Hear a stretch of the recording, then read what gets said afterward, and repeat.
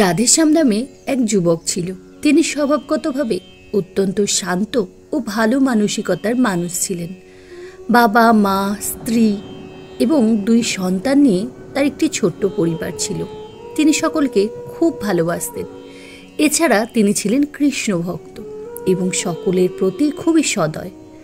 তিনি অসহায়দের সেবা করতেন, কাউকে কখনো আঘাত করতেন না, কষ্ট দিতেন না। তার এই গুণাবলীর জন্য স্বয়ং ভগবান শ্রীকৃষ্ণ তার প্রতি সদয় ছিলেন এবং সর্বদা তার সাথে থাকতেন। এমনকি রাধেশ্যাম তার প্রভু শ্রীকৃষ্ণকে দেখতে পেত এবং তার সাথে কথাও বলতে পারত। এত সত্ত্বেও তিনি কখনো ভগবানের কাছে কিছু চাইতেন না। তিনি এই ভেবে খুব খুশি ছিলেন যে স্বয়ং ঈশ্বর সর্বদা তার সাথে আছেন এবং তার পথ প্রদর্শন করছেন। রাধেশ্যাম শ্রীকৃষ্ণকে তার বন্ধু বলে ভাবতেন এবং তার সাথে তার সমস্ত সমস্যা ভাগ করে নিতেন। একদিন রাধেশ্যামের বাবা অসুস্থ হয়ে পড়ে এবং তাকে হাসপাতালে ভর্তি করা হয়। তিনি সমস্ত চিকিৎসকের সঙ্গে কথা বলেন এবং তার বাবাকে বাঁচানোর মিনতি করেন, কিন্তু সবাই তাকে বলে তার বাবার বাঁচার কোনো আশা নেই। এখন একমাত্র ঈশ্বরই পারবেন অলৌকিক কিছু করতে। তখন রাধেশ্যাম শ্রীকৃষ্ণর কথা ভেবে তাকে স্মরণ করলে কৃষ্ণ তাকে দেখা দিলেন। রাধেশ্যাম বলল, হে কৃষ্ণ, তুমিই আমার ঈশ্বর, আমার প্রভু, তুমিই একমাত্র পারবে আমার বাবাকে বাঁচাতে। কৃষ্ণ বললেন, বন্ধু, এটি আমার হাতে নেই। যদি তার মৃত্যুর সময় হয়ে থাকে তা অবশ্যই হবে, তা কোনোভাবেই আটকানো যাবে না।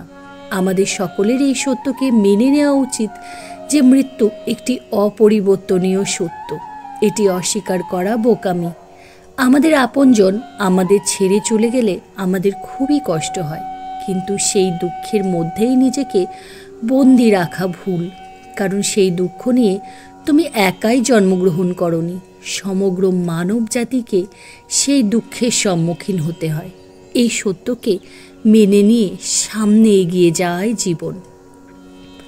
এতে রাধেশ্যাম ক্ষুব্ধ হয়ে কৃষ্ণের সঙ্গে দ্বন্দ্ব শুরু করলো এবং সমস্ত কিছুর জন্য তাকে দুষতে লাগলো।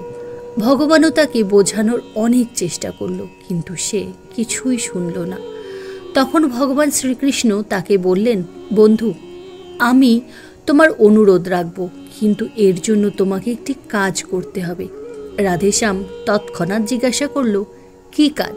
কৃষ্ণ বললেন, তোমাকে এক বাড়ি থেকে 1 মুঠো চাল আনতে হবে এবং খেয়াল রাখতে হবে সেই পরিবারটি এমন হতে হবে যেখানে কেউ মারা যায়নি।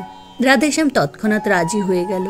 সে 1 মুঠো চালের সন্ধানে অনেক দরজার কড়া নাড়ল। প্রতিটি ঘরেই চাল আছে, কিন্তু এমন কোনো পরিবার নেই যেখানে কেউ মারা যায়নি।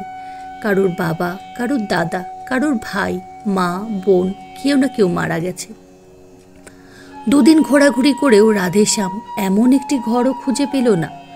তখন সে বুঝতে পারল মৃত্যু একটি অনিবার্য সত্য, সবাইকে এর সম্মুখীন হতে হয়। এ থেকে কেউ রেহাই পাবে না। সে তার আচরণের জন্য কৃষ্ণের কাছে ক্ষমা চাইল। যতদিন তার পিতা জীবিত ছিলেন ততদিন সে তার পিতার সেবা করার সিদ্ধান্ত নিলেন। কিছুদিন পর রাধেশ্যামের বাবা স্বর্গে যান।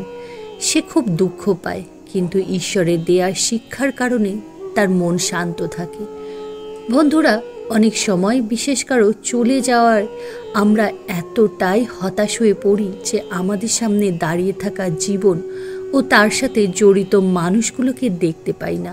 সেই অন্ধকার থেকে বেরিয়ে আসা আমাদের পক্ষে কঠিন হয়ে পড়ে, কিন্তু যে ব্যক্তি মৃত্যুর সত্যকে মেনে নেয় তার জীবন হয়ে ওঠে বোঝাহীন এবং কোনো দুঃখ তাকে কখনো ভাঙতে পারে না। তারা জীবনের সব বাধা বিপদ পেছনে ফেলে এগিয়ে যেতে পারে।